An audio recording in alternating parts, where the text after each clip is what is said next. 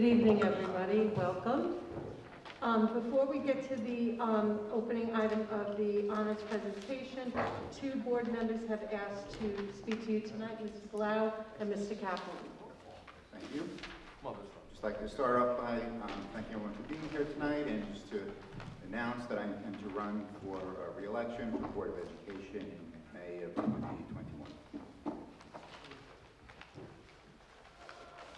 Mr. Kaplan? Just wanted to also announce that I intend to run once again for the position of trustee for the Board of Education. It's been a real privilege and an honor to be in this position for 3 years. I've learned a lot and hope I contributed as much as I've learned, and I look forward to running again.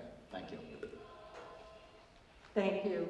Okay, now to opening items, honors presentation.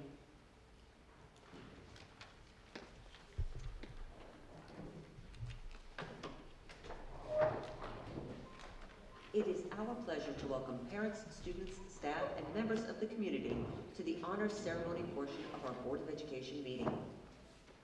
Congratulations to Dr. Joanne Vaccaro, the district's chief psychologist and school number 3 psychologist, for being named a Model School Psychology Field Intern Supervisor by the National Association of School Psychologists and its Graduate Education Committee. In a letter to Dr. Vaccaro, the organization said that the selection was based on nominations and evaluations completed by interns whom she supervised within the last 5 years.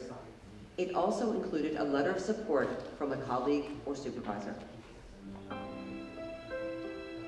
Good evening. I'm Jeff Reiser, Director of Health, Physical Education, and Athletics in the Oceanside School District. Congratulations to Isabella Lazaro and John Justin of Oceanside High School, who are recipients of the Outstanding Physical Education Award from the Nassau Zone of the New York State Association for Health, Physical Education, Recreation, and Dance. Their PE teachers are Claire Meeker and Dawn Howard. Good evening. I'm Mitch Bigman, Director of Social Studies. It is my pleasure to announce this recognition for Julia Height of Oceanside High School. Julia took first place in both the Long Island and New York State division of the stock market game sponsored by the Simpson Foundation. This is the first time that OHS has participated in this competition, and Julia beat out thousands of other participants across New York State. Congratulations, Julia. Her teacher is Erica DeZelowitz. Good evening. My name is Robert Grace, and I have the pleasure of serving as the Director of Fine and Performing Arts for the Oceanside School District. The following students are to be congratulated for their outstanding achievement in the area of art or music. In music, high school band student Samantha Civil has been selected to perform with the esteemed All-National Symphony Orchestra. Her teachers are Mrs. Lynn Garcia and Mr. Michael Detter.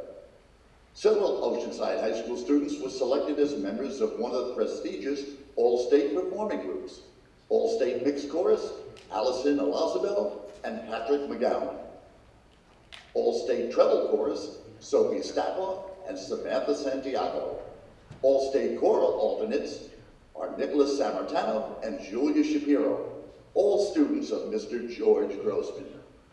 All-State String Orchestra, Melanie Posner. Her teacher is Stephanie Stagnita. The New York State Virtual Honors Concert.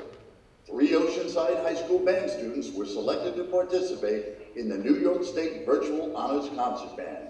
They are Brooke DeMaz, Patrick Officio, and Ethan Blue, all students of teacher Lynn Garcia.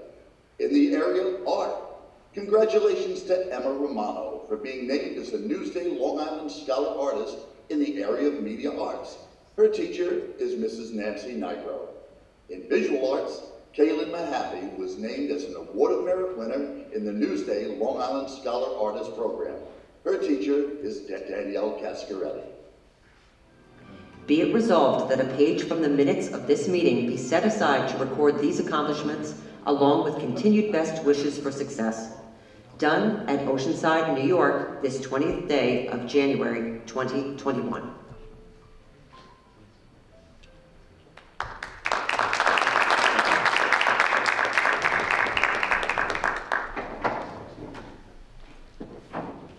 Congratulations to all honorees.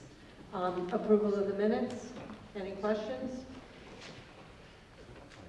Motion to approve the minutes? Move it. Second. All in favor? Okay. Aye. Any opposed? Okay, financial reports. Any questions? Okay, file for audit. Items for information. Dr. Harrington, COVID-19 update. Yes, thank you, Mrs. Mulhern, and thank you all for coming out on this cold evening to join us, and for those that are joining us virtually. So as I've begun every meeting this year, I will begin with a COVID update, and really many of the points and questions I will answer, I was already prepared to answer, came through as questions from the community in advance of this meeting. So I hope I answer all, if not the vast majority of your questions. So just starting with the COVID notifications, you've all seen the letters go out on a daily basis. I know the numbers might feel alarming. They sometimes go up a bit, sometimes they go down a bit, but I can tell you that we are tracking them very consistently with the Nassau County average, and we can almost predict really on a daily basis about how many cases we think we're going to get as confirmed cases, and we've stayed pretty consistent with that number. So again, it's 1 or 2 or 8 or 9 too many, but we are on track, if not better, than the county average. And to that end, we're very proud of our continued efforts to do what we can to keep our kids and our employees safe. To that end, I thank the parents again and the community at large for their continued partnership with us. A second parent assurance regarding symptoms to be checked prior to students' entrance into school was sent out. We do have the vast majority of them returned. We will remain diligent about that because it is really very important that that be continued and that the parents own that responsibility. We are also going to ask that we know it's January, we know it's been tough, we know people are tired, but more so than ever, we need to be diligent about following the protective guidelines that have been established. Nothing has been released. Nothing has been given back to us just yet. So we need to remain, if not as strong, even stronger than we were in September. So we are going to again ask, it's not an issue in school because kids are wearing their masks without any problem in school, but those of us that aren't about in the community, we see kids the minute they're out of school, those masks are off, and that's an issue, and we need your help with that. The other thing we do need your help with are some of the restrictions that the government has put on us in terms of travel and quarantine, and we understand that every family has their own issues that they need to deal with, but at the end of the day, the students who are in front of us do remain our responsibility. We're asking a tremendous amount of our teachers, and we need the parents understanding that if they violate those extended rules, it does have an impact on our teachers, on the rest of the students in our schools, and we're going to also do what we can to enforce what we have control over in our schools. I'll be sending out a video post February with some of those reminders, but I wanted to mention it publicly. Of course, the gatherings and the restrictions, and as tough as that all is, we need your continued help. But overall, we do believe that we are, we continue to remain a safe environment for our students, and we are proud of that. We'll also tell you, while I don't have an exact number, I do know anecdotally that many of our faculty and staff have been able to already become vaccinated, myself included, Mr. Vito included, and many of us have appointments for that. So our teachers, our staff are taking that responsibility very seriously, and of course they have the benefit of being able to fit in that category where we have the ability to make those appointments, as tough as they are to get. With Dr. DeRosa's help, we are trying to partner so that we could possibly have even more openings and make it a little easier for our faculty and staff to get appointments, but unfortunately, because of the shortage that is out there, we're not able to actually act on that as we speak, but we are pursuing it as best as we possibly can. I can assure you of that. Some other questions that came up, it's something I'm excited about in terms of fine and performing arts. Mr. Brace is working very closely with his faculty as we speak. We do intend to have representative pieces being showcased by the end of this year, so our students will be able to perform in some capacity. We don't have the exact details of what that will be, but that is our intent. It is also our intent to have a virtual art show this year, so students' work will be represented in that way as well. And he is also very, very optimistic about working out some sort of a production for both the middle school and high school level. Not possible at the elementary, but we are really, really trying to do that for our middle school and high school students. Really great news on the marching band uniform front. Mr. Brace just today was told that by the end of this week, which we're closely approaching, they should be arriving. So if all goes well, I would hope that for our February meeting that we have a representative student or two to actually be able to be present and display the actual uniform. Our intent always was that if everything goes the way we are hoping and praying, that we will have a typical Memorial Day parade and our students will be able to wear that proud uniform at the Memorial Day parade for the first time as a group. But kudos to Mr. Brace for being tenacious about that, and we're really, really excited about what's happening with that. There were some questions about testing, the 3 through 8 testing, as well as AP exam testing. We have no additional information from the state or from the College Board in either of those areas. I promise you, we have no intention of keeping any of that secretive once we get that information. So I have a meeting tomorrow or Friday with the commissioner of the state. We continue to ask, please, the sooner we know, the sooner we can comfort our constituents and make them know. But there's questions about the testing. There are many layers of it, but right now, nothing definitive has been given to us in terms of whether or not they will take place in the format that they traditionally have taken place. There was a question raised about virtual budget meetings. We did have our meeting virtually last month, but of course, only as luck would have it, the one day in December we decided to have a meeting, and it was an important timely meeting because of our contract with the EPC. We had to have a meeting, so we did choose to do it virtually. On all counts, if there's any way to avoid any kind of virtual meeting moving forward, that's our goal. Even if it means if we have inclement weather, we move to a different date. However, if we were to be in a really unfortunate situation where we have to revisit anything that looked like we did last spring, then we'll have a different conversation. But I refuse to even have that dialogue because I'm not going in that direction. I'm going in the other direction, that things are getting better. They're not going to get worse to that extent.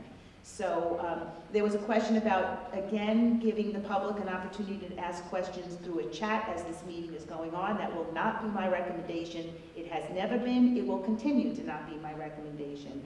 People who wish to come to these meetings can come, and I will also say, especially as these questions have come in, these questions don't need to wait for a board meeting. It pains me to think that people are worried or care or want questions like these answered. These are questions that I can answer, principals can answer.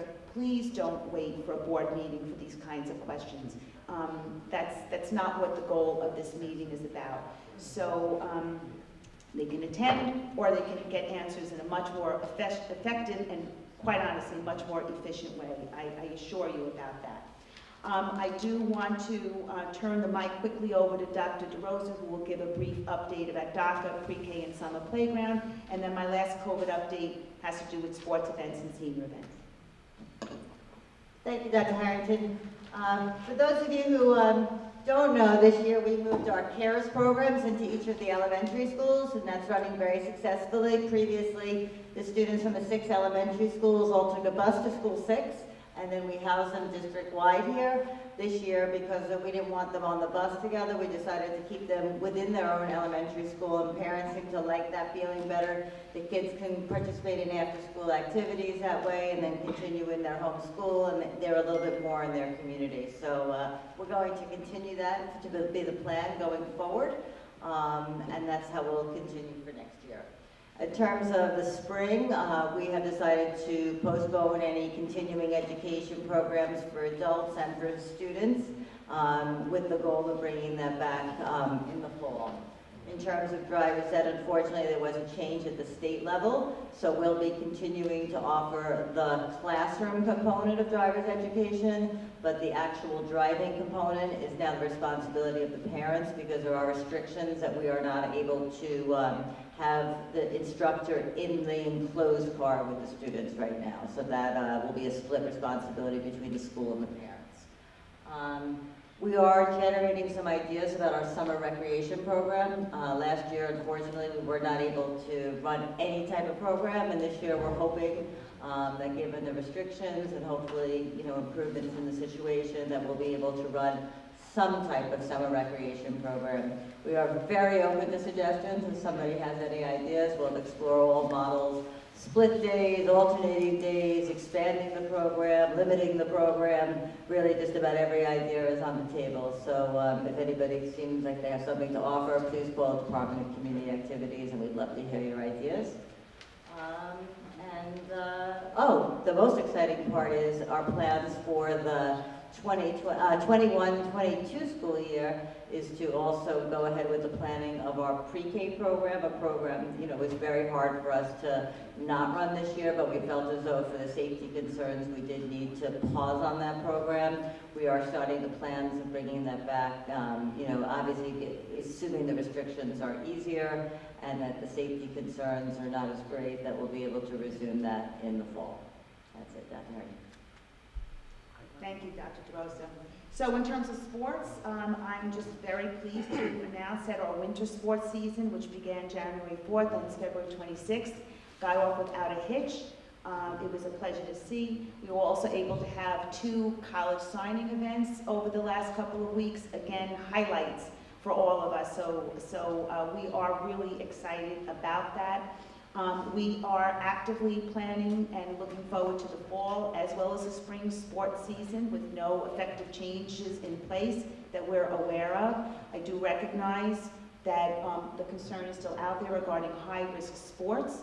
I can tell you that we are ready to go the minute the governor gives us the green light, but he has still held off his allowance of that at this particular time. I know there's an active campaign to try to put some pressure on him to change that ruling. I certainly support people's intentions to do just that. And I guess what I'm prepared to say at this point is we're ready to go as soon as we get that green light, whenever we get the green light. Of course, the seasons and the way they were truncated to fit the 3 seasons in, there's been dialogue in Section 8 in terms of what that could possibly look like, but we want to make it happen. I know the coaches want to make it happen. We want to see that. We just can't violate any of the rules that are placed and imposed on us as we speak right now. So let's hope for a better spring. Unfortunately, the numbers and the data on paper, don't unfortunately lean in that direction yet. We can also point to data that schools are the safest place for our kids, and being out on those fields is a productive activity. And that is a sentiment that has been shared. And again, it's out of our hands, but I can assure you that you have my commitment, you have the board's commitment, that the minute, no matter when we get that green light, we're ready to go. I will tell you that Section 8 did come out with a spectators policy in terms of, and they limited it to just the winter season. They're going to look at it season by season. So for the winter season, the district is permitted, if they choose to allow up to 2 spectators per athlete for any venue where there's a competition that is held in your own school, but no visitors. I will tell you that there are some districts that are not allowing any spectators. My recommendation to the board is that we absolutely follow the Section 8 policy and allow 2 spectators per athlete. And they, of course, have supported that. At any venue that's not our own, such as in our case, the JCC pool or the bowling alley, those venues will not have any spectators allowed. And that was a Section 8 rule. I actually opposed that, but I lost. So that's where we are. We're excited about it. We know that people want to see those high-risk sports, high-risk, not my term, governor's term, high-risk sports happen, and we can just continue to hope. In terms of senior events, there were a number of questions regarding what are we doing about our seniors, and people want to know now. So I can tell you, you don't want to know now, because if I tell you now, or we make a decision now based on what we can and cannot do today, the answer is not what any of us want, because we'd have to say we can't do hardly anything, because the rules won't allow that. So we're not looking to make that decision today. We are in active conversation. Dr. Mitchell had a meeting last night, I understand, with the PTA, where this did also come up, and he was very, very clear, and I love his words, and they're his, not mine, but they make so much sense. We don't want to overpromise and underdeliver. So right now, we have dates on our calendar. We're holding to those dates. I will tell you that the Dawn Delirium Fashion Show Committee is meeting the 27th, next week. They will make a final decision. I know there was some preliminary talk. The reality of the fashion show happening this year, the way it always did, is probably not going to happen, but we did talk about alternatives later in the spring, possibly doing an outdoor fashion show. You know, we are looking at alternatives. I can assure you about that.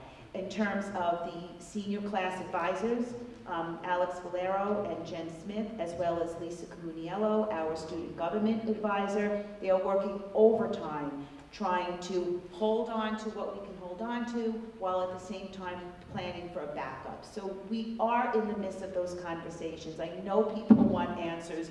Nobody wants them quicker than any of us. But we would be doing a disservice if we followed what this actual question said, which is, we don't want to hear, quote, we're working on it. We want specific plans now. There are plus or minus 150 days until graduation, but who's counting? That's the email question that we got. That's not what we're doing. We understand 100% how important this is to our seniors. It breaks our heart, but at the same time, we're working at it, and we're going to make decisions when we can, when we have to, and when it's hopefully reserved to be in the best interest of our students. That's the COVID update. Hold on just 1 second. I had some other thought that came to my head, but it's escaping me right now. I don't want to hold you up while my brain works. We're going to move to review budget process, Ms. Muller. Okay. Review, yeah, you remember? I did. Go ahead. I'm so sorry. I will say it's a senior moment, but then people will think I don't know. But it is a senior moment. In terms of returning students, I will tell you that, that we have a plan in place, as we all know. Our elementary students are full-time, thanks to our virtual school of excellence, and the fact that we have met the needs of every parent in our community, every single one, including those that wanted to return after the Christmas break. We have a hybrid model in our middle school and our high school, which has allowed us to keep social distancing. That is a non-negotiable. One of the things we learned over the number of months was that that's the #1 question the DOH asks us. Are you socially distant? They don't really care. I mean, they want you to wear a mask. They want you to have a barrier. That's the question they ask. And if you say no, you didn't maintain it, then that's it. And that's what's happening in so many schools where they are 100% back. That being said, I made a commitment. I meant it from the bottom of my heart that I wanted to push the envelope on the data behind whether or not we could even contemplate bringing back, especially high school seniors. So I did charge Ms. O'Geary, Mr. Carbonetti, to do some real deep dive into our data. They looked room by room, period by period, the number of students in the blue cohort, the white cohort. We looked obviously exclusively at the senior classes, and then of course those classes that have mixed seniors and juniors and sophomores. And the bottom line is the data just doesn't add up. There is just no way that we can bring those students back and maintain social distancing. So the commitment that's on the table now is, again, should tomorrow the rules change, we will be prepared to bring our kids back. We want them in school. We don't want empty classrooms. We don't want empty hallways. But right now, the plan in place, for all intents and purposes, is working, and we're going to have to continue that. We just don't have the space otherwise. So that's where we are with that, and I will keep you updated at any point that I get any information that, that you yourself may not already have. I promise I will share that with the community. Thank you, Ms. Mulhern. I apologize for that seeming moment. Okay, no problem. Does anybody on the board have any questions regarding the COVID-19 update before we move on? Okay, Dr. Harrington and Mr. Coakley, review budget process for 2021-2022. I am very quickly and very happily going to be turning the microphone over to Mr. Coakley, but before we begin this entire process, I do want to state that we all recognize, and Mr. Coakley will give some numbers over time to support what I'm about to say, but I don't think it's a secret. It's a tough financial time right now. And to that end, we are proposing and looking to propose a very vanilla budget. So there are not going to be a whole lot of highlights that we're going to talk about. There are not going to be a lot of initiatives, a lot of new ideas, a lot of, wish list types of things that we were able to embed in this budget. We're just not able to do that. So that's how we are going to go ahead moving forward, because we know the financial situation we're in. I mean, we're okay, and we will be okay. And thank goodness we had the reserves we did to be able to do what we did in terms of being prepared to open our schools. But moving forward, at least for the forthcoming year, we need to be incredibly prudent about how we look to propose a budget to our community. With that being said, Mr. Coakley, I will turn the mic over to you. Thank you, Dr. Harrington, and good evening, everyone. I appreciate the opportunity to present our budget development process and budget workshop number 1 to you. As Dr. Harrington mentioned, we are still in the very preliminary stages of developing our budget, but I wanted to take the opportunity tonight to share the high-level overview that will go into how our budget will be developed for the 21-22 school year. The topics covered tonight will explain a bit about the tax cap, our district demographics, some of the factors that go into this year that will shape our budget, and a review of the administrative and capital components, plus transportation and the Department of Community Activities.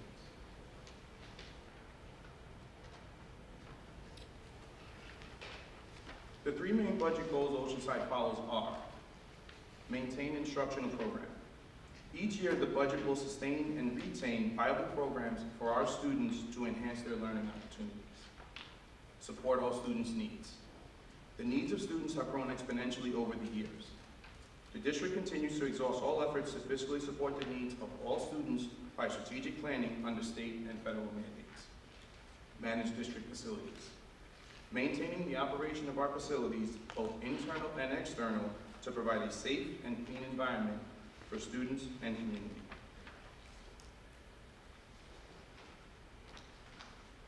In 2011, legislation was passed at the state level to establish a tax levy limit.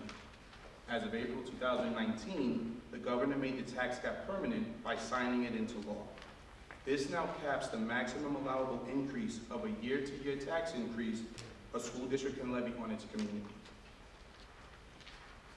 The tax cap is based on a complex formula that has to be verified and approved by the Office of the State Comptroller in March annually. For this year, the Consumer Price Index came in at 1.23%, which is the maximum allowable growth factor for all districts in New York to use for 21-22 budgeting prior to any district's exclusions or exemptions. In Oceanside, there are 5,441 pre-K to 12th grade students as reported on our latest BEDS report to the State Education Department, and also 476 students in private and parochial schools. District-wide, we have 10 schools across 8 campuses of over 900,000 square feet of interior space and 105 acres of land we maintain. We provide transportation to over 2,100 students, which includes service to 57 non-public and special education schools. 17.57% of our population is free and reduced. 11.96% of our population has a special education classification, and 4.43% of our population are English language learners. Here are some of the factors going into this year's budget development. I am happy to report the program is sustainable due to our sound budgeting practices. There were recent modest increases to health insurances, which had a very minimal financial impact this year. Our existing collective bargaining agreements allow us to forecast with accurate figures, and the flexibility of utilizing capital reserves with community voter support to meet important facility improvement needs, such as the high school science lab project that's underway, without any additional financial burden to taxpayers. However, we still have a lot of work to do to meet the challenges. We are still dealing with fiscal uncertainty as a result of the pandemic impact. The state has withheld 20% on all of our state aid payments received this year, and there are ongoing conversations that continue in Albany about the continuation, which would be a revenue shortfall for us. The federal government's recently announced stimulus package still remains vague for us at this point, with no specific allocations or dollar amounts shared for New York K through 12 public school districts. We are awaiting more clarification, and we have county and statewide webinars and conference calls scheduled. Long-range financial planning remains a difficult task to forecast and project the district's financial picture with unknown variables. The LIPA settlement of 2 local power plants is still pending at the Nassau County Legislature's level, which will have a revenue and a tax impact based on the proposed pilot payment schedule, also known as the glide path. State aid remains uncertain for the 2021 school year, as well as for budget projections for next year's budget. And as previously mentioned, CPI, also known as Consumer Price Index, came in at 1.23%, which is the second consecutive year it's been below 2%. What that means for us is it limits our year-to-year growth based on the tax cap formula. And finally, the governor just yesterday has released his preliminary executive budget, which makes it very difficult for us to use his preliminary numbers, since there will be many iterations and revisions from now until the time his budget is enacted April 1st.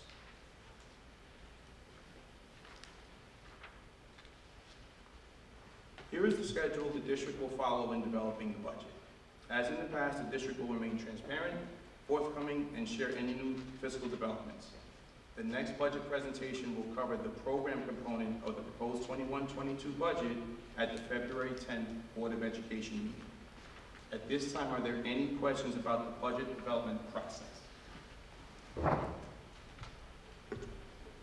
Mr. Copley? Just a couple of questions. The 1.23 for this year to year, that's a significant down trend from past year. Last year's was 1.83? 1.81. 1.81. All right, the other question I have is year to year. The free and reduced lunch, is that up? It's actually down. Last year it was at 18.76%. So it's down, what was it last year? 18.76% last year. Okay, and the same thing for special ed, is that up or down? It's down. Last year we were at 12.54%. Okay, and then of course the last one, please.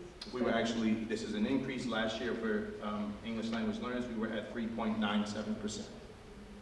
So this is stable. Yes. All right, thank you. Any other questions about the budget development process?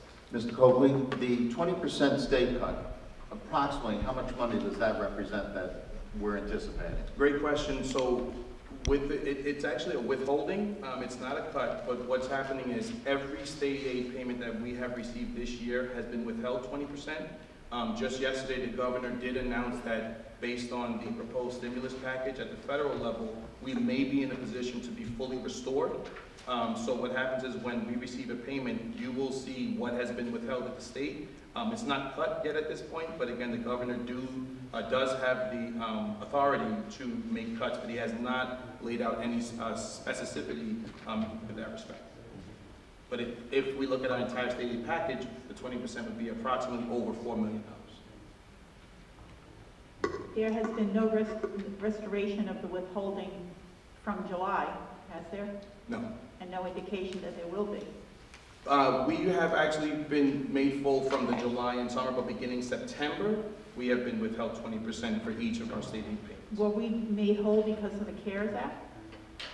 No, we were made whole because the state started the fiscal year off for us in July and August, 100%, and because of the shortfall that kept continuing in September, the governor redacted and went back on withholding as of September, moving forward.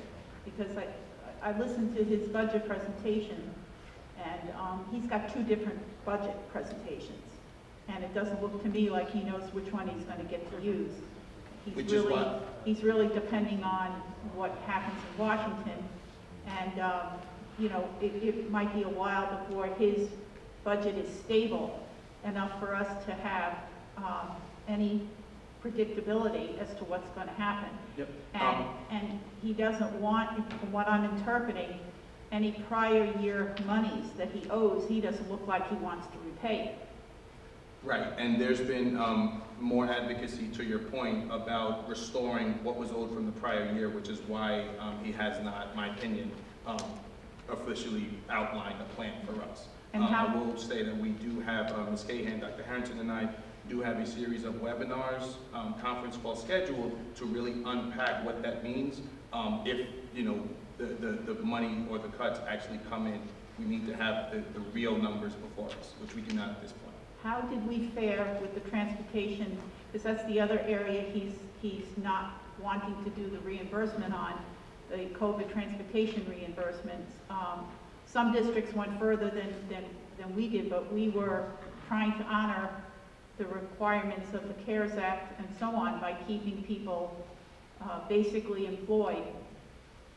How did we fare with that with regard to aid? Are we going to get any reimbursement on that? We were, my opinion, we did very well during the spring months. We have great partners in Guardian, First Student, and our other bus providers. For Oceanside, we've made good on all of our payments. We have been in contact with them. They were actually a part of our superintendent's task force reopening. We have the same contract terms as we had in the past. Other districts were not as lucky if they were, quote unquote, breached of contract. They are now under a different set of contract terms.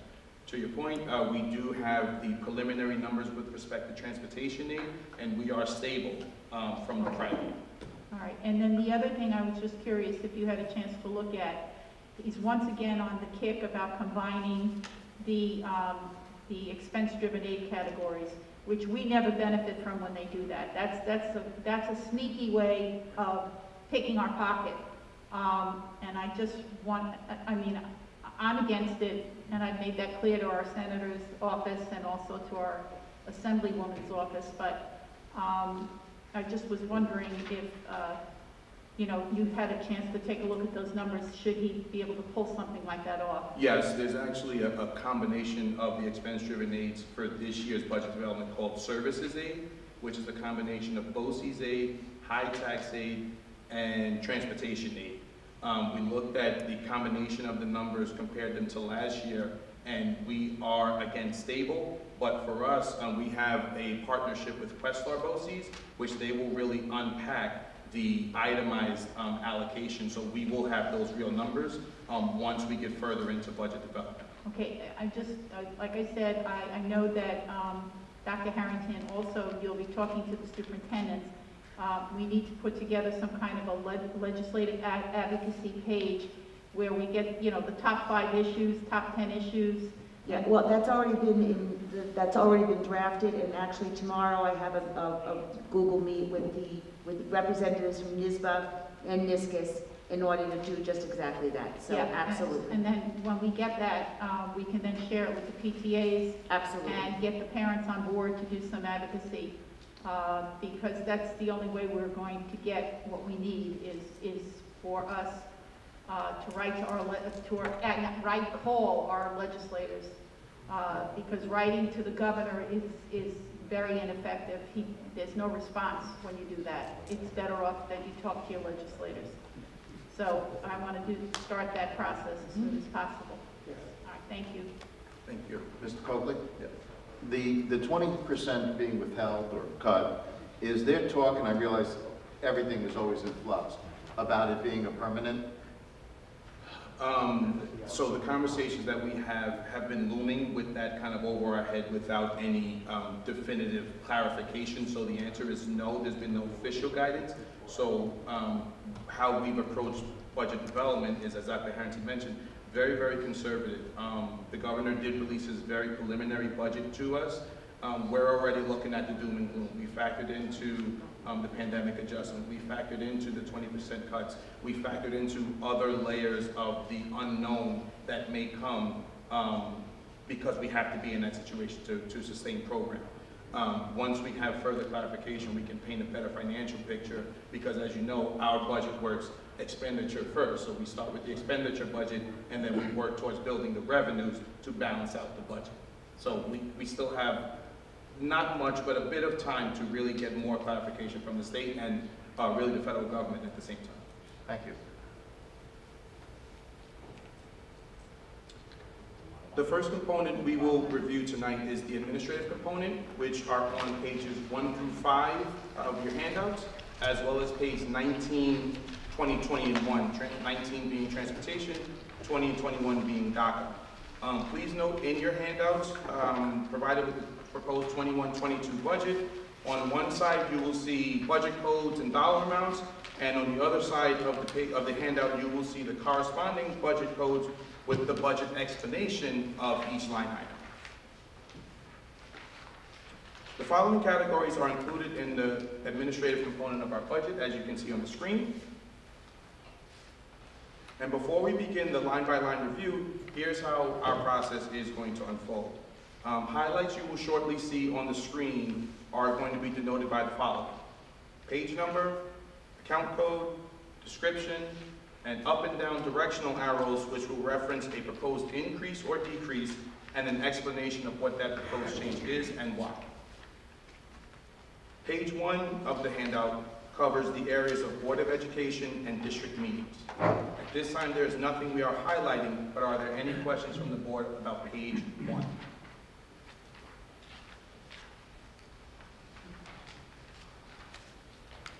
Page 2 covers the areas of central administration. There is nothing we are highlighting, but at this time, are there any questions from the board about page 2?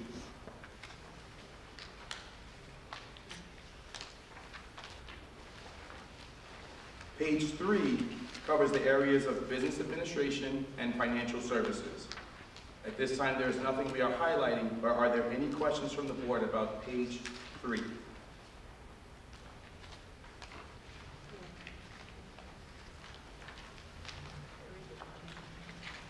Page 4, public information.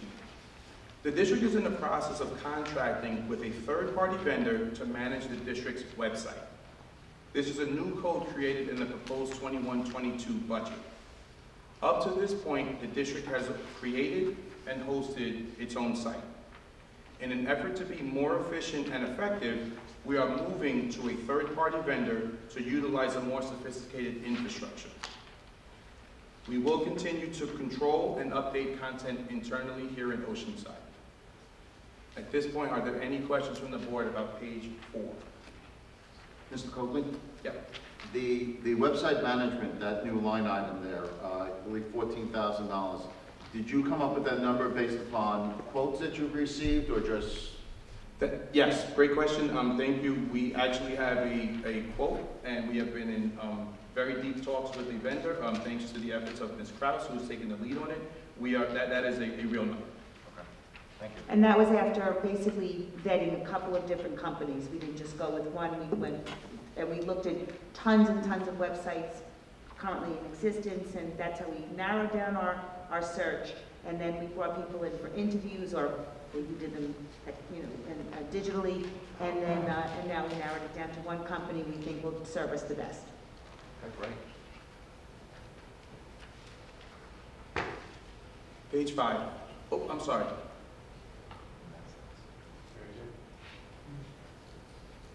Are we taking questions right now from the members of the public? I think it'd be easier to do it by the page, so we don't have to go start with that. Yeah. Well, That's up to you, though. okay, Mr. Vitowski, you have a question regarding page 4 of the budget? Yes, on 14 168405, the printing out of house.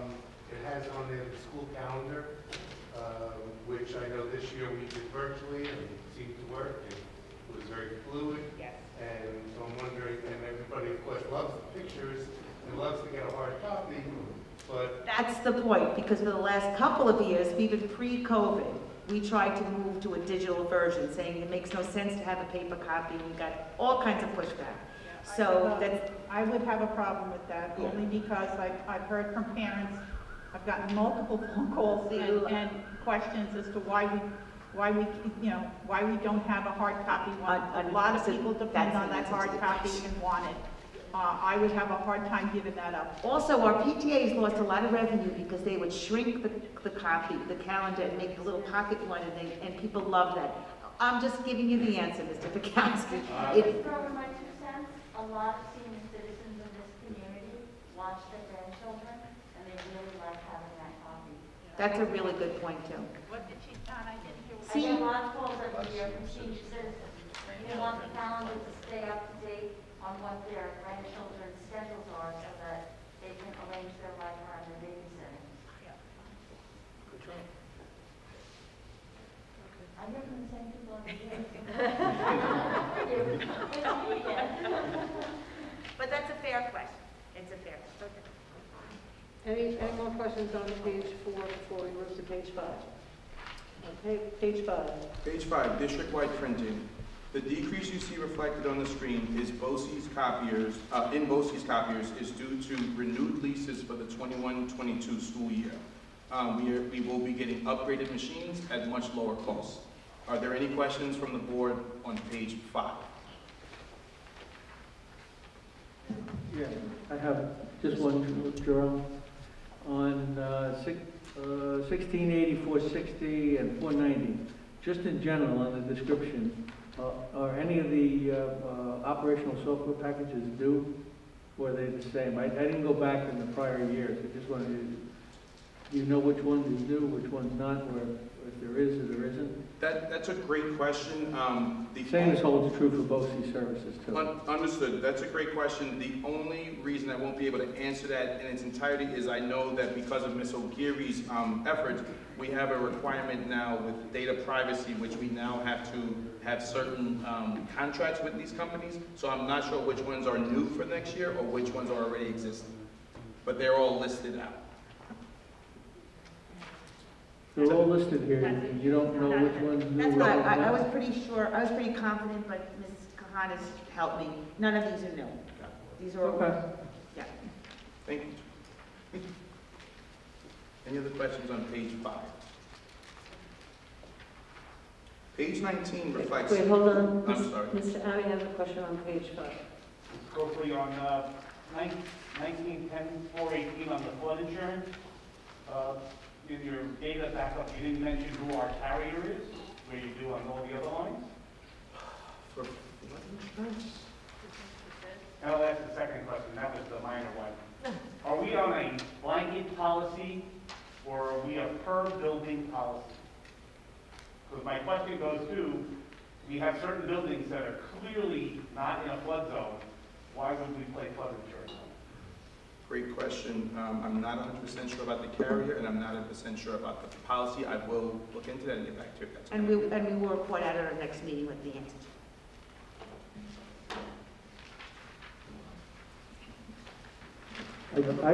Might give some insight. When we had Hurricane Sandy, only the schools that were in the flood zone carried a flood insurance.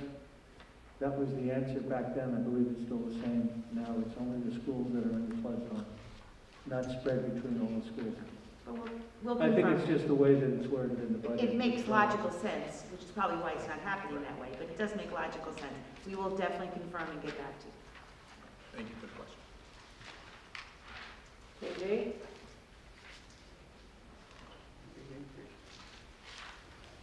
Page 8. There is nothing we're highlighting, but are there any questions on page 8?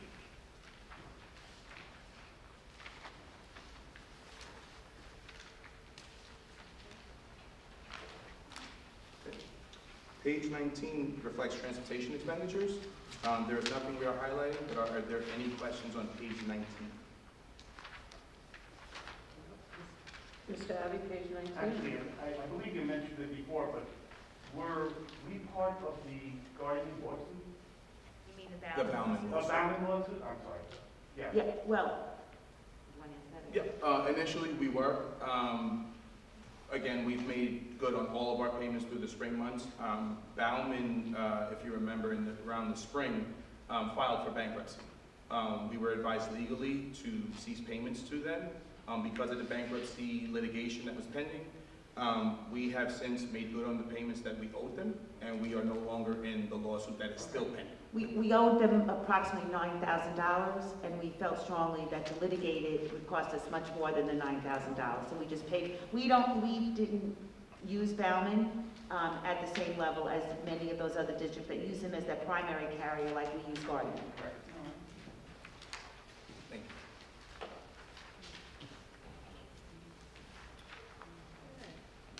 you. Pages 20 and 21 reflect DACA expenditures for their central support and the DACA-related programs. There's nothing we are highlighting at this time, but are there any questions on pages 20 and 21? I just want to reiterate what was said earlier. This entire budget is being planned as though we are going to be business as usual next year. So please know that in advance. Should anything change dramatically between now and when we finalize our budget, we still have an option to do that, but everything is moving forward as though we will be back to normal come September. That includes DACA. That's why you see the numbers for the DACA. Thank you, Dr. Harrington. The second component we will review is the capital component, which are on pages 23 through 26 and page 28 of your handout.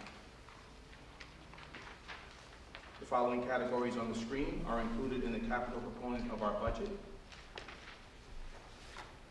And as the district continues making progress towards an energy performance contract, many of the items within the capital budget will be addressed in some way, shape, or form through the scope of work and ultimately development and construction of the energy performance contract, which will result in future decreases that would be happy to highlight on the screen through savings.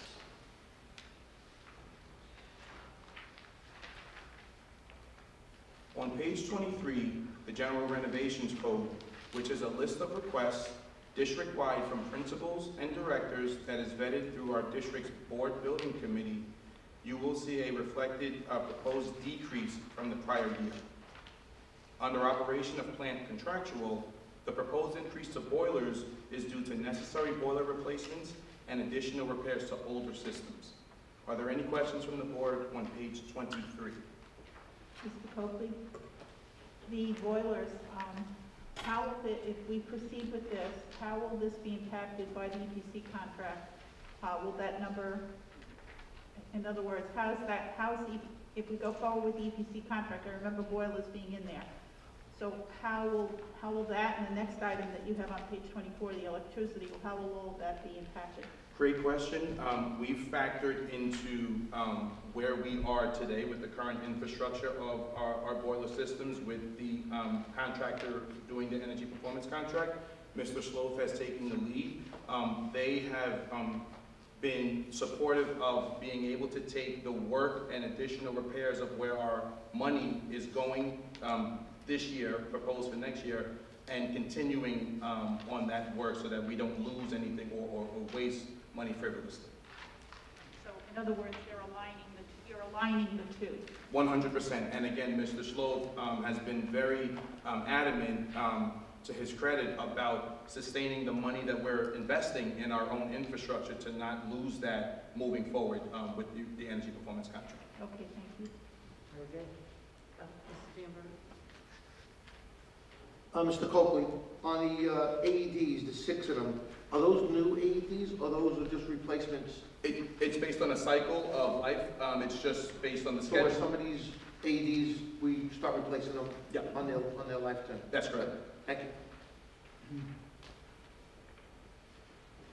Any other questions for 23? Okay, Mr. Potowski on page 23. Yeah, on 23, What type of auditorium lighting upgrade is in OMS? 100,000? Is that for the stage? Is that for the auditorium? It's stage lighting. Stage lighting. Is it deteriorated and now it's obsolete? Yeah, Bob, do you want to answer that more Yeah, specifically? that's exactly what it is. It's at a point where, first of all, it's inefficient, and the dimmer system's not working properly anymore. Like over here, you can't load the lights, change the bulbs. So it's very, very hard for them to run their shows and stuff at school line. It's way overdue. Yeah, I was going to say, this is a request that Mr. Brace has brought forth certainly every year that I've been here, and we don't even let it get to the table. So this year, we said we were able to do that, and that's what we're proposing. And the auditorium itself, sometimes seems dim. I don't disagree, but that, go ahead, Bobby. I just met today with the EPC. Speak a little louder, Bobby. I just met today with the EPC specialist on lighting all day.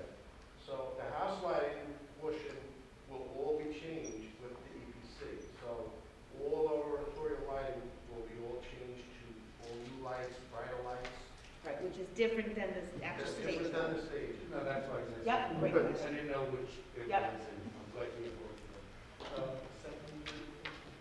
Another question on stage 23? No. Yeah, 23. Still on 23. Okay. Sidewalk maintenance program. I see sidewalk here and I see it later on in a couple of other things. Sidewalk maintenance program here, Well, parking I lot see sidewalk maintenance, maybe. program here, and then I see it in other pages later on. On page 26A, there's walks and roadway, and then there was a third place I think I saw. So I'm just wondering, are they different aspects of the sidewalks? Actually, if you look, one of the sections is for supplies and materials for us to make in-house repairs. And the other one is for smaller repairs. But this is for larger sections that we've predefined in certain schools that need to be taken care of. So we get an outside vendor that comes in and does Correct. what we. This is only 6,500 here For the sidewalk. for the sidewalk repair program. That's listed on 23B. That's correct. That's correct. Is that an annual program or is that? No, that's for a specific section that we went around and looked at, that I wanted to make sure I had enough money to take care of. And then later on, there's a 90,000 for a couple of. I'm sorry. Other sidewalks. We'll get to that. Okay. Thank you. Mr. Coakley? I'm having a hard time hearing over here. Understood. I just want to make sure I heard correctly that the auditorium stage lighting, is that going to be, Bobby said he was working with the EPC company? No. Lighting, is that part of the EPC lighting? No, or no. What was said was that the $100,000 is for stage lighting. Okay, that's separate. And the lighting that Mr. Schultz is talking about is the house lighting, which will be part of the EPC a year from now. All right, I just wanted to make sure I heard it Yep, correctly. no, I apologize. The sound is not ideal. I apologize.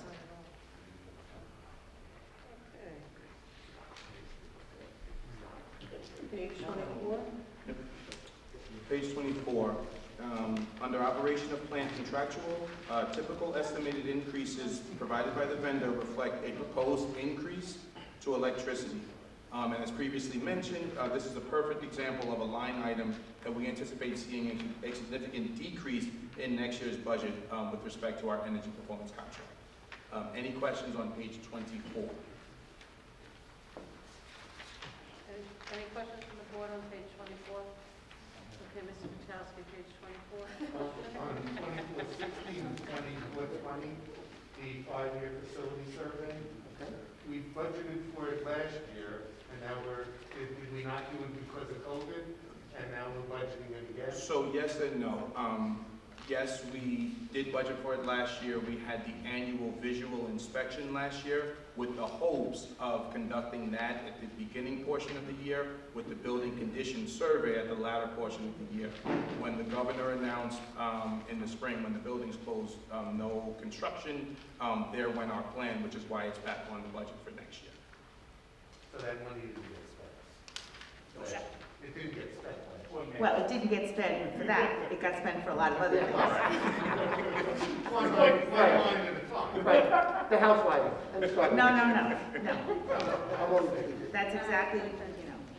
Any other questions on page 24 before we move to 25? Okay, page 25.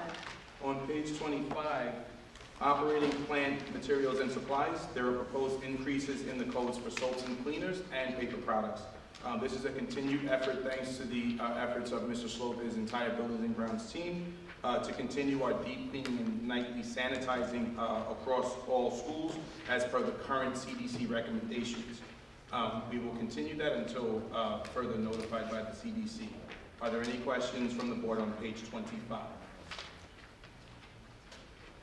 Any questions on page 25? Okay, page 26. Page 26 reflects various maintenance of plant line items. There's nothing we are highlighting at this time, but I do welcome any questions from the board on page 26. Any questions on page 26? Yeah, just one. Mr. Transom? Hey, Bobby, what's an OBD2 vehicle, a diagnostic tester for $3,000? Is that one of those handhelds you plug in? I am so glad I knew you guys had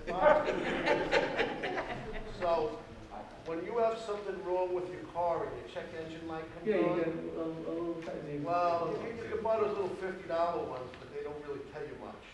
So you basically go to the gas station, they charge you $150, and they say, oh, by the way, you got to put a $25 gas cap on. So when you buy a better quality one, we can actually troubleshoot the car ourselves. And if it needs spark plugs or an oxygen sensor or something like that, we can fix it in-house and save a lot of money on diagnostic costs. Believe that. I wish I could have had it this week and saved me $1,300. You can get the $50 one. That's only if you can drop the gas tank off. Any other questions on page 26? No, it's 100. Oh, Mr. Vitowski, page 26. 26 is one of the places, 1621-414 and 1621-505 lists of walks and roadways again. So these are separate and apart from the other walkways and roadways. Mr. Slope? Okay, yeah, so that's for things that pop up. Okay, so in the middle of the winter, we might have a sidewalk that heaves, that we didn't anticipate. So the other stuff that we put in, we're anticipating. So this is for emergencies, for potholes, and, where we have to buy bags of blacktop after we snowplow. So that's what that's for. Thank you.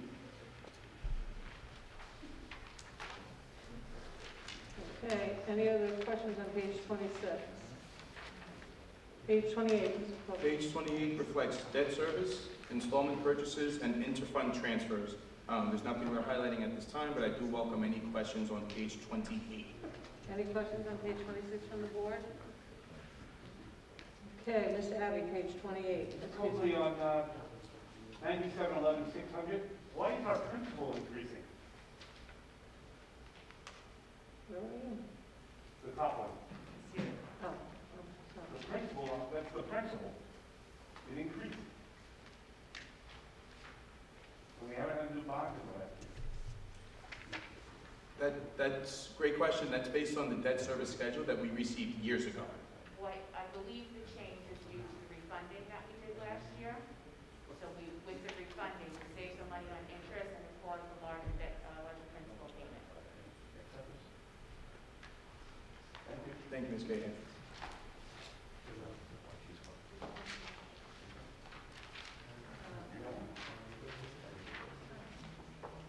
Are you there? Terrible. Why not? Go ahead. You don't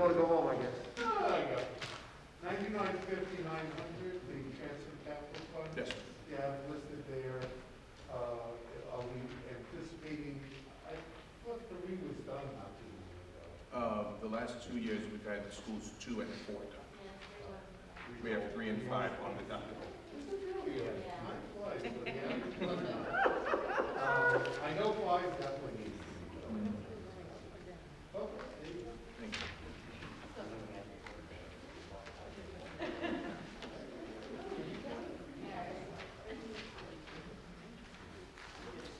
Our budget vote and Board of Education trustee elections are scheduled for May 18th, 2021, from 7 a.m. to 9 p.m. here at the Merrill Avenue Gym at School 6. This completes our overview and budget workshop 1. I thank you for the questions. Are there any other questions at this time? Any other questions on the pages we just went over on the budget? Okay, no, thank you, Mr. Coker. That was excellent. Thank you. Okay, next is budget policies. This is the second reading of the policies that we're proposing that the board's going to be voting on tonight. There's 9 of them. They were introduced at the last board meeting. Policy 1204 is regarding location of school elections and budget. Policy 1403, standards of conduct. We're adding that paragraph regarding fraternization. What's a long one? 3116, student records. We're adding information regarding annual notifications. 3202 is our new curriculum, part of our curriculum policy. What's new is remote learning is now in a form of written policy. 3701, therapy dogs. We have therapy dogs. We now have a written policy regarding the therapy dogs. 3702, equity, inclusivity, and diversity in education. If you will notice from the last reading, due to some suggestions that were made at that time, 2 new paragraphs were added regarding the board and superintendent's roles and responsibilities with respect to the policy. 5119, information and data, privacy, security, breach, and notifications. This is a new policy. And 6900, policy regarding Department of Community Activity guidelines. What has changed is the annual meetings. And that's it. Those are the policies that we're going to be voting on tonight. Does the board have any questions regarding this? Ms. Bowman, I just want to verify that you said 1403.8 social networking sites. What did I do? I just want to verify if I missed you, if you said that one or not. 1403.7 students? No, social networking sites. Oh, excuse me, I skipped that. No, you're right. 1403.8 social networking sites, which is also part of the code of conduct regarding social networking sites. Okay, thank you, Dr. Morrison. Any questions regarding these policies before we vote on them? Okay, thank you. Good job, Mary Jackson. Thank you. Thank you. Okay, construction report, Mr. Copley. Construction report is as submitted. Superintendent's report. Enrollment as submitted. Yep. Okay, opportunity for members of the community on items to action only. That would be items that we're voting on. If there's any questions from the committee. Okay, ready? Item A, approval of board policies. I move all of them. Thank you. Second. Thank you. Any opposed? I'm sorry, all in favor? Aye. Thank you. Aye. Any opposed? Any abstain? Okay, motion carries. B, approval to accept Town of Hempstead grant. Second. All in favor? Aye. Any opposed? Any abstain? Motion carries. Ms. Mulhern, I will make sure that a letter of thank you is sent directly to the town of Hempstead on your behalf, if that's okay.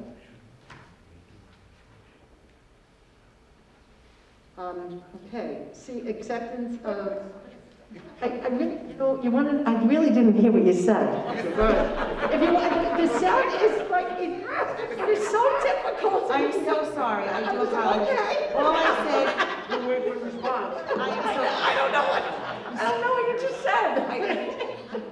I apologize. I just basically said I would send a letter on behalf of the board of gratitude for the grant.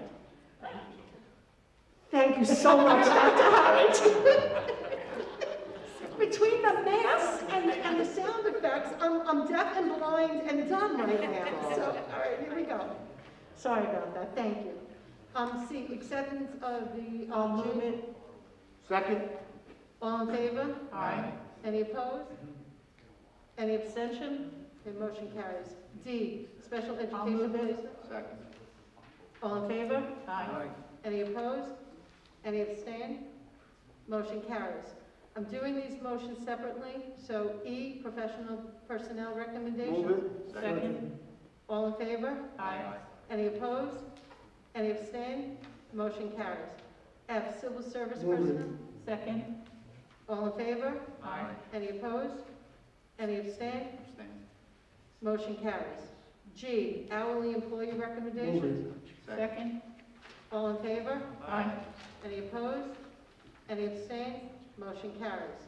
H, 2021 co-curriculum, new appointment. I'll move it. Second? All in favor? Aye. Any opposed? Anyone abstain? Okay, motion carries. Opportunity for a superintendent. yes, I'm going to turn the mic over to Ms. Provito, who has an announcement to make. Thank you, Dr. Harrington.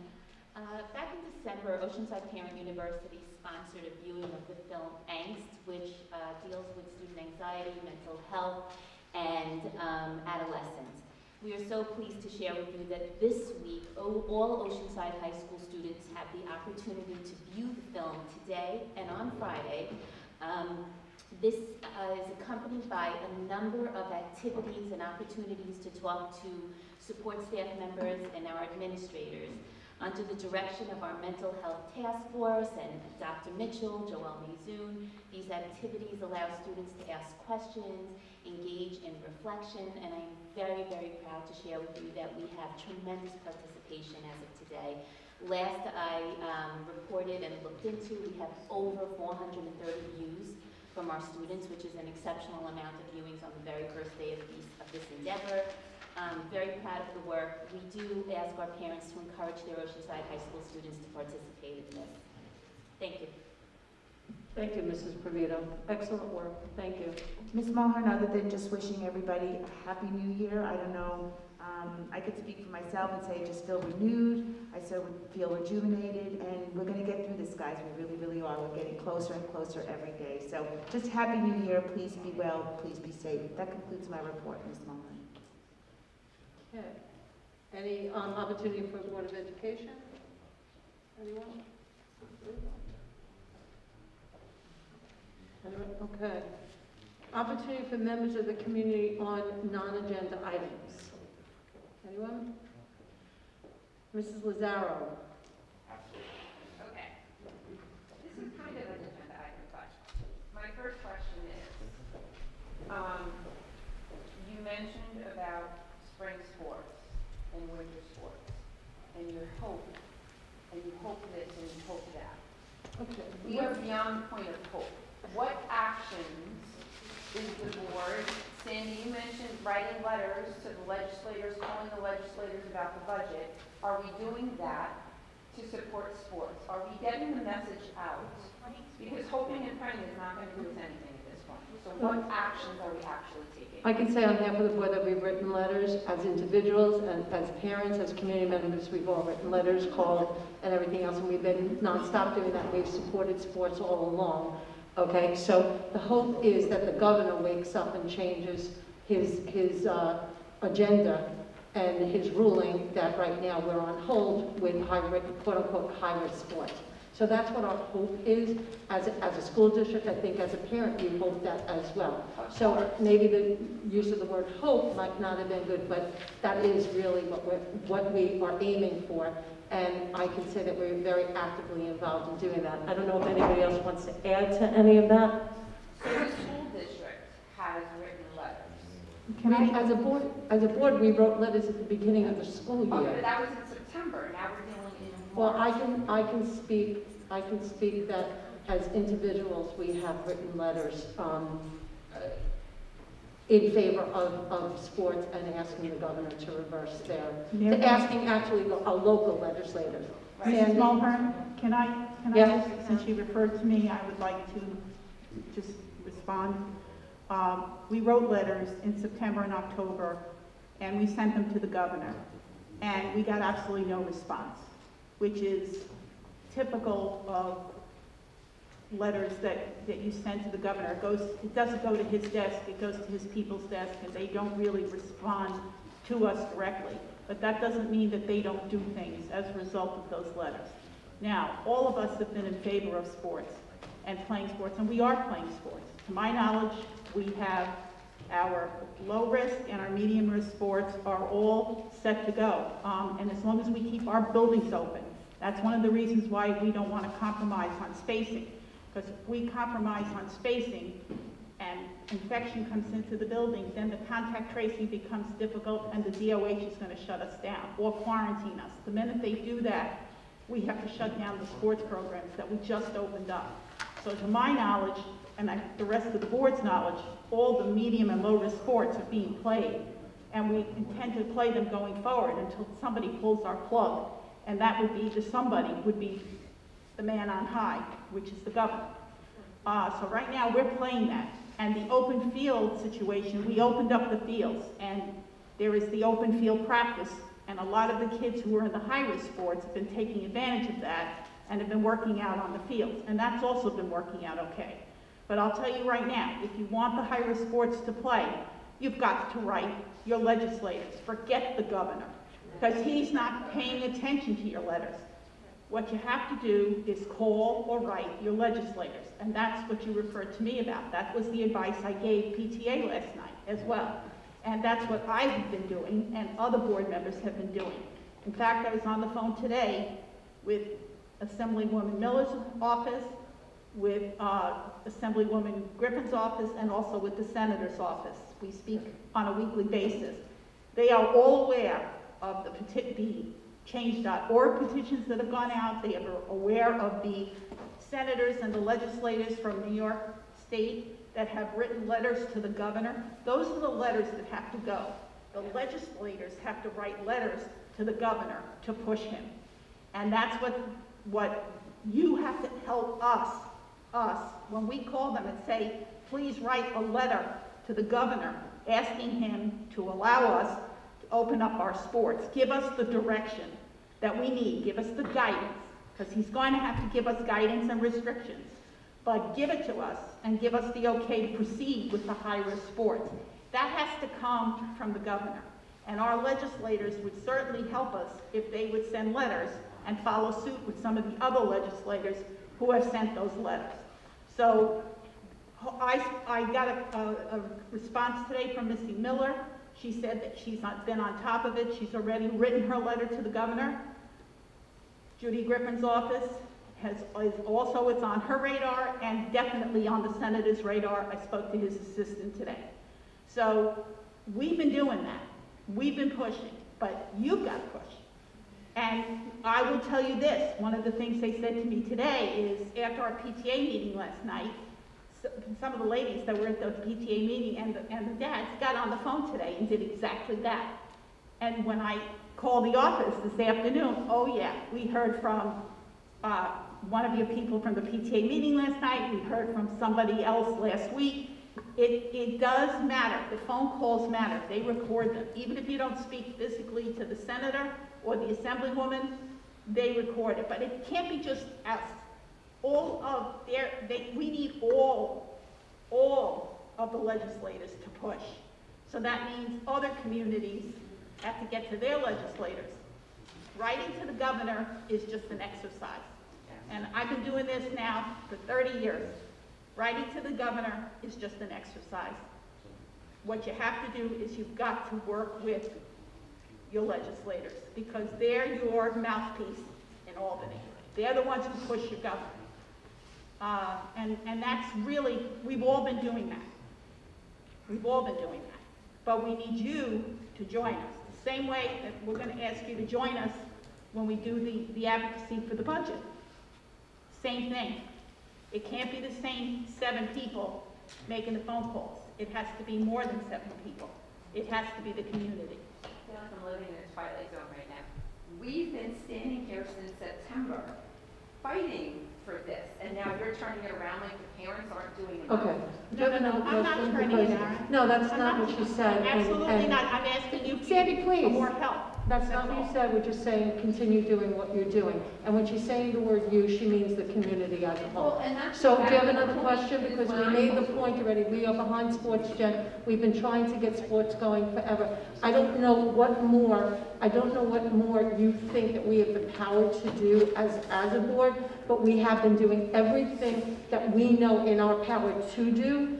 And I know that you as a parent have been doing that, and I know your group of people have been doing that, so just continue to keep doing that. So do you have another question? No, I just Okay. want to say thank you because I don't think we all were aware that it was happening. Well, it's And I been don't think- said, But but also, I don't think the rest of the community was aware because they critique us and say, oh, you're only fighting for sports, which the reality is if sports happen, everything else is going to happen. that's not necessarily true, And the reality unfortunately. is they but- all have the right to be here and fight for their child's activity, whatever it is. So Well, we fight for we're fighting everybody. everything. We fight for We're everybody. fighting for everything, basically. And you know that. You know that from day one. We said we're fighting for everybody.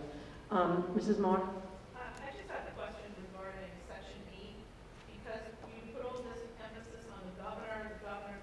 Governor said that sports could start in September, and then it was Section 8, and it was the superintendent that said, no, we're going to wait until January. And I know there's limited winter sports that are playing right now.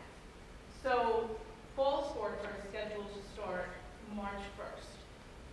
When is the next meeting with Section 8, and what is the consensus with the superintendents that are on that board? For high-risk sports? No, well, right now, me personally, everyone knows soccer, so my heart does bleed for all the high-risk ones, but, having senior, we have 2 representatives here from the varsity team, they want to play.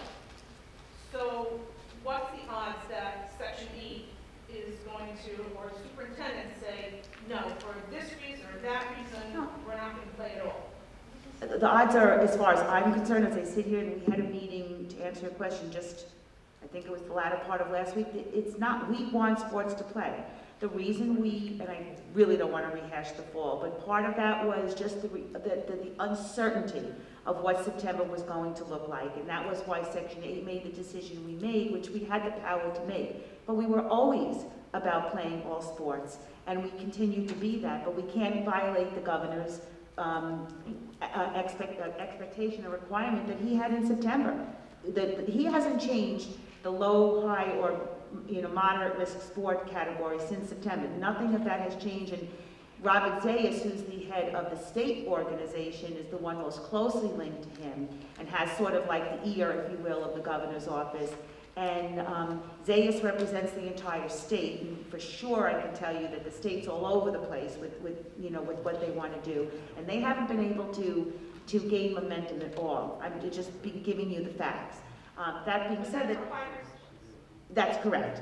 That's correct. All the other sports, we fully intend, unless, as I said again, unless things should turn a very, very dark corner, which I really, really don't believe, we fully intend to have March 1st, our fall sports season, beginning in March 1st. That will include boys and girls soccer, girls tennis, boys and girls cross country, boys badminton, boys cheerleading, not competitive, field hockey, girls swim, and boys golf. All of those are scheduled to play.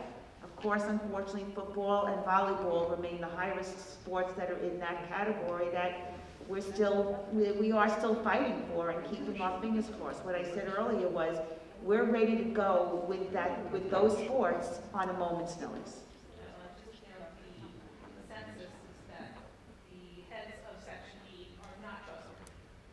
Well, that's unfortunate that people feel that way, but I think that Section 8 was transparent from the very, very beginning.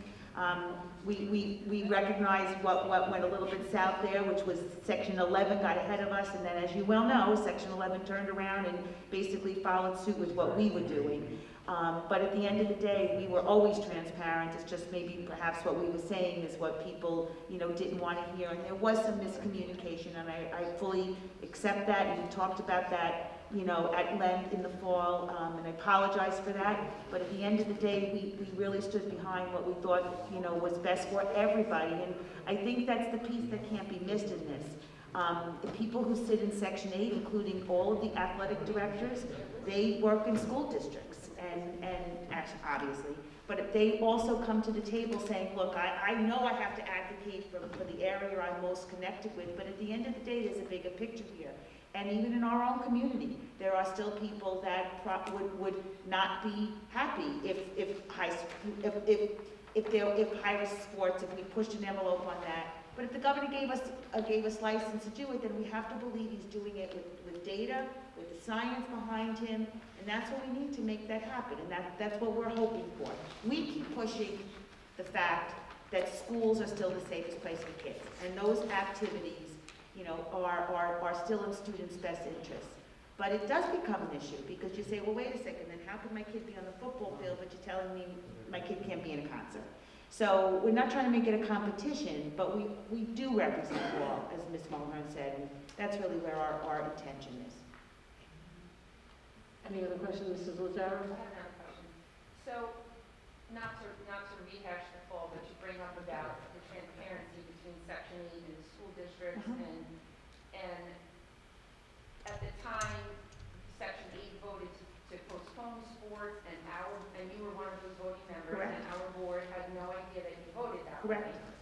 And so, in the scope of full transparency, I filed a FOIA request Correct. on September 25th Correct. to figure out where Correct. the message got mixed, and it is now January 20th. 100%. And you have requested 5 delays. Well, I Why haven't. that? So let me clarify, that's a great point. So what Ms. Lazaro was referring is that she did join with a couple of other individuals who sent the same FOIA request to the 4 superintendents in the districts that they represented.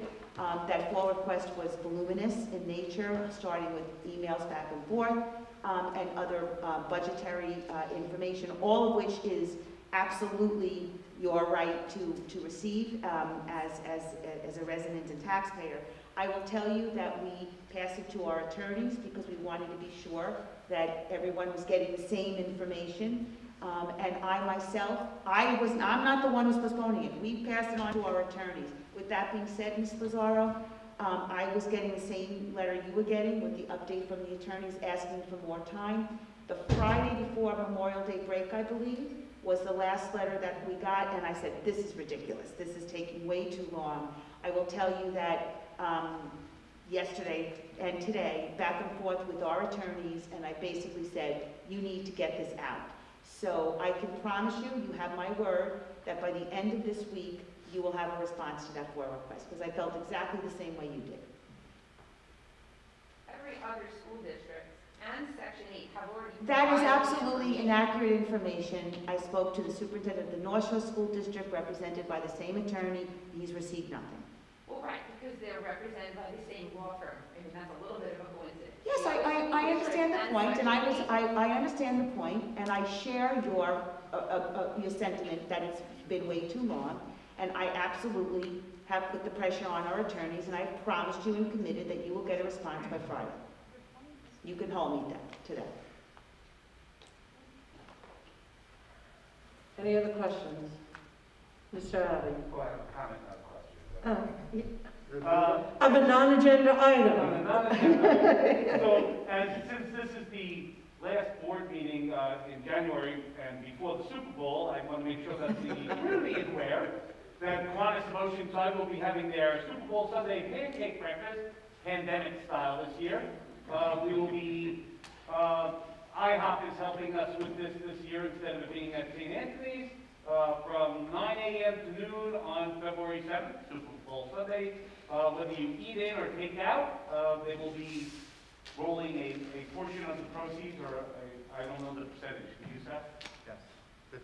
50% of the proceeds back to Kiwanis and the Kiwanis kids.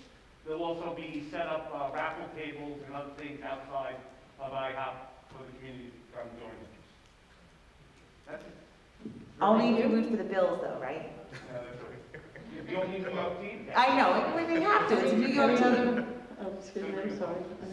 Any other questions? Yeah. Motion to adjourn. Okay, standing motion to adjourn.